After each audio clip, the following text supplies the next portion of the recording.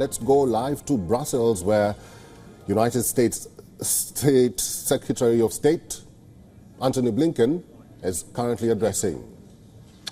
We're deepening our collaboration with the EU-led force in Bosnia and Herzegovina as well. So this was another critical part of our conversation over the last 2 days. Tonight, I'm heading to Skopje for the OSCE Ministerial Council. Despite Russia's flagrant violations of every single core principle of the Helsinki Final Act, its relentless efforts to obstruct the OSCE's work, the 50 other participating states have shown determination to make sure that the organization continues to fulfill its purpose to advance European security. And that's what we'll keep doing in Skopje. From Skopje, we head to Israel, the West Bank, and then on to the UAE, where in addition to participating in the COP, I'll have an opportunity to meet with Arab partners to discuss the conflict in Gaza. We head back to the region as the humanitarian pause that we helped to negotiate with Qatar and with Egypt has allowed scores of hostages to be released and to be reunited with their families. We're surging humanitarian assistance into Gaza to make sure that its people have what they need to get by. Looking at the next couple of days, we'll be focused on doing what we can to extend the pause so that we can continue to get more hostages out and more humanitarian assistance in. We'll discuss with Israel how it can achieve its objective of ensuring that the terrorist attacks of October 7th never happen again, while sustaining and increasing humanitarian assistance and minimizing further suffering and casualties among Palestinian civilians. We'll keep our efforts going to prevent the conflict from spreading, and of course we'll remain focused on enabling the safe departure of American citizens and other foreign nationals from Gaza.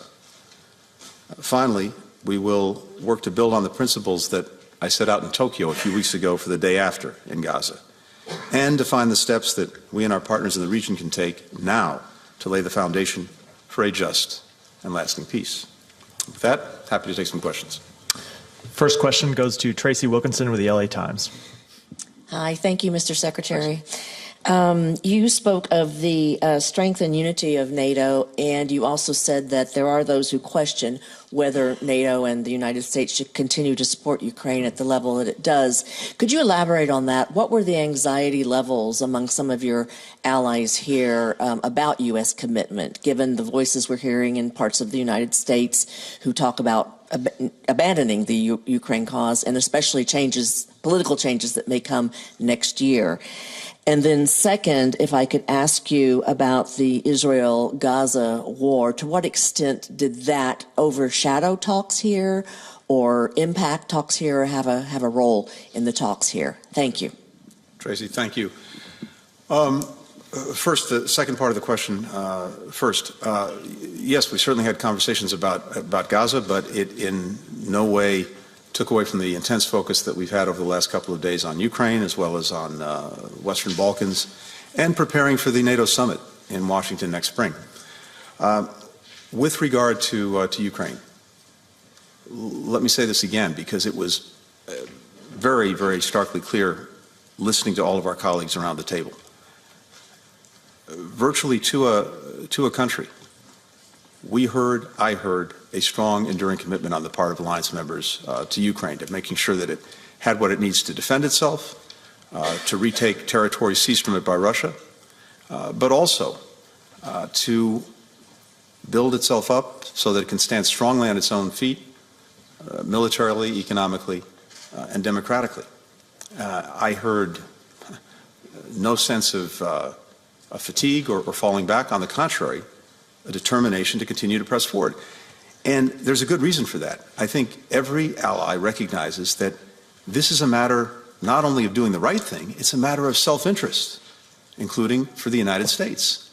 There's a clear self-interest among allies to stand for the basic principles at the heart of the UN Charter that are being violated egregiously by Russia, because these principles matter to our own peace and security. As we've said repeatedly, if we allow a country like Russia to act with impunity, to redraw the borders of another by force, to try to determine and dictate the future of another country, if that happens with impunity, then it's open season. And any would-be aggressor, anywhere, is likely to draw lessons from that.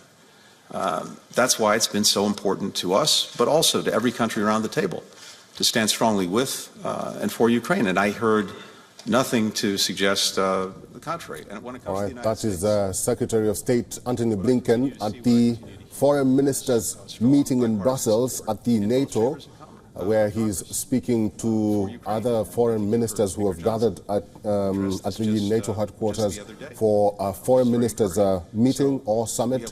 He has outlined that they've spoken conclusively about the Ukraine war and about the Israel-Hamas war. We'll be going back to that a little while later.